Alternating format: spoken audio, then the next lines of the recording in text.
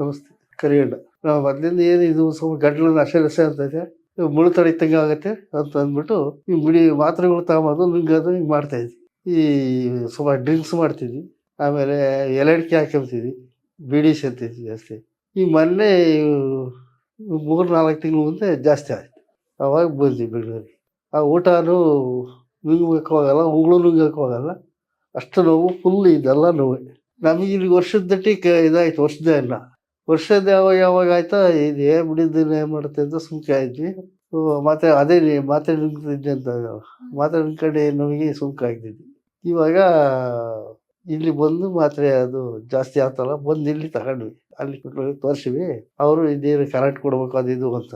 ಅದಕ್ಕೆ ಬೇಡ ಅಂತ ಅಂದ್ಬಿಟ್ಟು ನಮ್ಮ ಡಾಕ್ಟ್ರು ಒಬ್ರು ಬೇರೆ ಇದ್ದಾರೆ ಅಲ್ಲಿ, ಅವ್ರು ಬೇಡ ಅದು ಈ ಮೆಡಿಸಿನ್ ತಗೋಬೇಕ್ರಿ, ಇದು ವಾಶ ಆಯ್ತಿಲ್ಲ ಒಬ್ರಿಗೆ ಆಲೇನೆ ಅಂತ ಹೇಳಿದರು. ಗಂಜಿ ಈಗ 1 ಇಡ್ಲಿ ತಿಂತೀವಿ.